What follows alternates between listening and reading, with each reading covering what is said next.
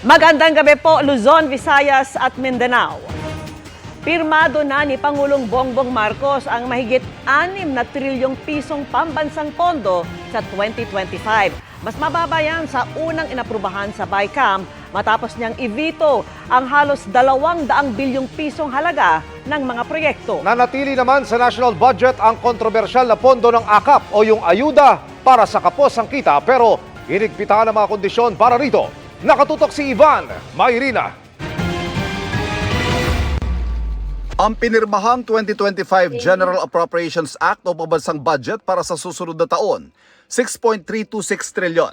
Mas mababa ng 26 bilyon sa inaprobahang budget ng Bicameral Committee ng Senado at Kamara. Vinito kasi o hindi naprubahan ng Pangulo ang 26 billion pesos sa halaga ng mga proyekto sa ilalim ng DPWH na idinagdag ng Kongreso sa ipinasa nilang bersyon.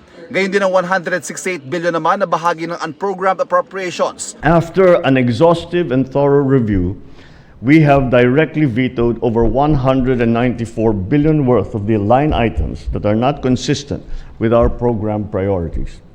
These include allocations for certain programs and projects of the Department of Public Works and Highways and those under the unprogrammed appropriations which increased by 300%. Sa pagtapyas ng pondo ng DPWH, mas malinaw na raw ngayon na pinakamalaki ang alokasyon ng pondo para sa sektor ng edukasyon ayon sa palasyo. Isa kasi ito sa mga puna sa ipinasang budget ng BICAM. Nalabag ito sa konstitusyon na nagsasabing dapat pinakamalaki ang budget para sa edukasyon. Sa isinabatas sa 6.326 trillion budget, 1.055 trillion o 16.69% ang para sa edukasyon, kasama ang pondo ng CHED, TESDA, mga state universities and colleges, at maging bahagi ng pondo para sa taas sahod ng mga guro at pagpapagawa ng mga classroom.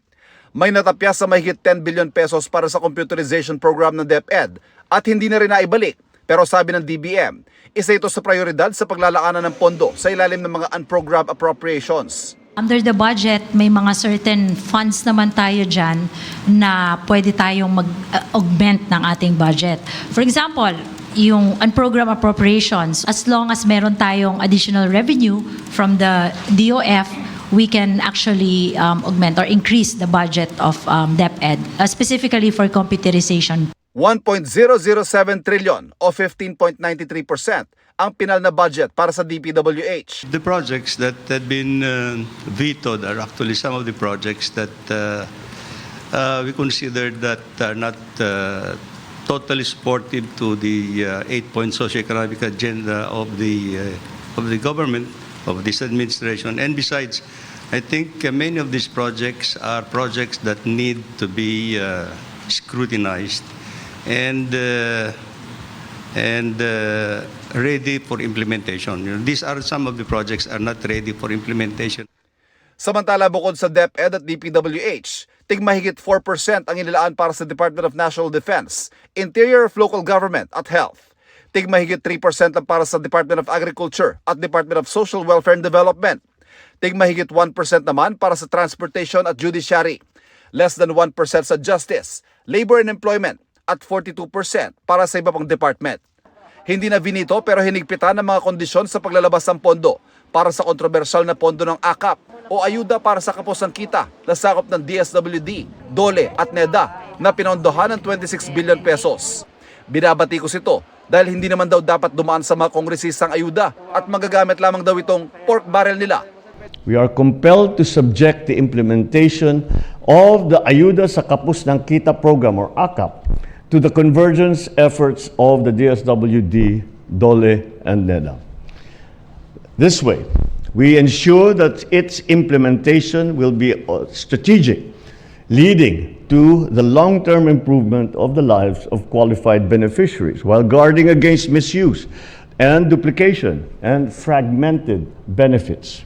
Bukod sa AKAP, may 11 iba pang proyektong hihigpitan ang pagpapatupad.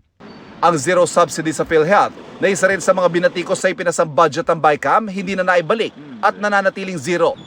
Pero wala raw dapat ipagalala dahil hindi lang tuloy kundi palalawakin pa raw ang serbisyo ng PhilHealth sa kabila ng zero subsidy ng gobyerno. The corporate operating budget of PhilHealth is sufficient So they have reserve funds of roughly 280 billion. We in the Department of Finance next year, tututukan namin ang PhilHealth.